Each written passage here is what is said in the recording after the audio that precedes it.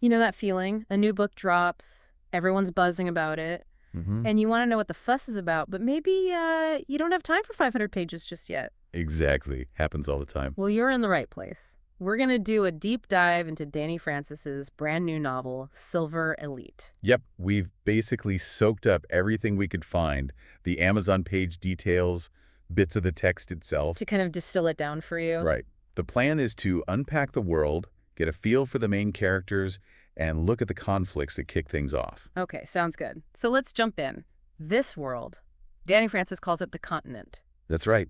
And it's set 150 years after some kind of huge war, a war that apparently released a toxin. A toxin that changed things, fundamentally, it sounds like. Oh, absolutely. It split society, basically. Yep. You've got the primes, they're immune to this toxin. Okay. And then you have the mods. The toxin didn't kill them, but it gave them psychic powers. Psychic powers, wow. So are they living in harmony? Probably not, right? Yeah. Definitely not. The sources are clear. There's an ongoing, pretty brutal war between these two groups. And it sounds particularly dangerous for the mods. Extremely. It seems their psychic gifts are, like, actively feared and suppressed by the primes.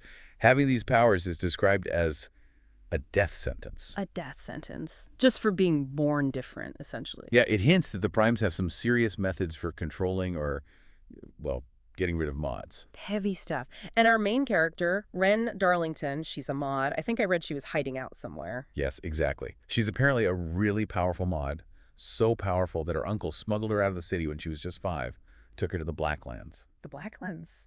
Sounds ominous. Described as a perpetually dark, dangerous forest. So, right from childhood, her life is defined by this danger just because of her abilities. And this ties into the whole modified idea and this place, Silver Block. Right. So mods seem to be those with the psychic powers from the toxin. Modified might be broader, maybe anyone affected, but Silver Block, that sounds like the opposition. An elite training program, the description says. Run by the primes, presumably. Almost certainly. Given the war, it's likely a military academy maybe, designed to train primes or maybe even weaponize certain individuals. Interesting. And we also heard about these asset wards, like Ward Z. Yeah, a small detail, but interesting. Places where you can own weapons, but you need a license. So suggests maybe different levels of control or danger across the continent. Not everywhere is the same. Could be a sort of tiered society, perhaps reflecting prime influence or just different realities in different zones. Okay, let's zoom in on Wren. Powerful mod, hidden in the Blacklands, but she's not just hiding anymore, right? She's involved with the uprising. Yeah, it seems she's been helping the rebellion, the mod uprising, in sort of small behind-the-scenes ways. She's definitely not passive. Got it. So she's got agency, but her powers make her a target. A huge target. And here's the twist, the inciting incident, really. She makes a careless mistake. Oh. And that mistake forces her into Silver Block, into the enemy's training program. Wow, okay. Talk about being thrown into the lion's den. Exactly. And it highlights that death sentence thing, right? If she's forced in despite her powers, the primes must have ways to detect or maybe control mods within the program. It's incredibly risky for her. So she's trapped, training with people who'd kill her if they knew the truth. What's her play? Is it just survival? It seems like more than that. The situation forces her hand, but she sees it as an opportunity, a chance to, strike from the inside. An infiltrator, how does she even manage? What's she like? Well, the excerpts gave some cool insights. Like, she's apparently more comfortable facing down a wild animal than, say, making small talk. Ah, relatable for some, maybe? Right. Social anxiety versus actual mortal danger. We see her awkwardness with a command soldier, and she has burn scars. Oh, from what? We don't know exactly, but she lies about how she got them, which underlines the need for constant deception. Always performing, always hiding. And crucially, she can sense shielded minds, which sounds like a major psychic ability, maybe telepathy or empathy. Useful, but also maybe risky if others can sense her. True. A double-edged sword. Since she's not just relying on powers. Apparently, she's been training with weapons since she was 13. Her uncle prepared her, it seems. Resourceful. Powerful, but also sounds quite vulnerable in a way. This constant hiding, the lies. Which leads to the core rules she has to live by in Silver Block. The book spells them out. What are they? Trust no one, lie to everyone, and don't fall for your greatest enemy. Ooh, that last one. Oh. Always tricky. Especially in close quarters, right? The constant fear of being found out, the paranoia, It must be incredibly isolating. Makes you wonder about hope, connection. And speaking of enemies, let's talk about Cross-Redden. Ah, yes, her commanding officer. Described as ruthless and infuriatingly irresistible. There it is. Yep, the classic setup. Intense conflict is guaranteed, but also that spark. Potential romance with the absolute last person she should get involved with. So that's a huge part of the central conflict then. Her versus him, but also maybe her with him. It looks like it. It drives the narrative. She needs to survive the training, hide who she is, and navigate this connection with Cross, all while the bigger war is raging. The stakes feel really high. Personal survival, the fate of her people, this impossible relationship. Exactly. What is she willing to sacrifice? That seems to be a key question. So what's the overall vibe, the tone? What should readers expect? Well, it's definitely got that dystopian survival core, Yeah. but layered with high-stakes romance, lots of intrigue. Suspenseful. Very, because she's undercover, right? Always the danger of discovery. And you've got her internal struggles, maybe revenge versus these unexpected feelings bumping up against the external pressure, the training, the war. Sounds like a mix that really works for people right now. I saw some big names endorsing it early. Ali Hazelwood. Yeah, said she was absolutely obsessed and glad dystopia is making a comeback. That's a big deal. Huge. What else? Olivia Wildenstein called it thrilling, fast-paced. L.K. Stevens said thoroughly addictive. Strong words, and readers are picking up on specific things too. Oh, yeah. Early reviews are already buzzing about the slow burn enemies to lovers aspect and forced proximity, both super popular tropes. They really are. Okay, let's get practical. Publication details.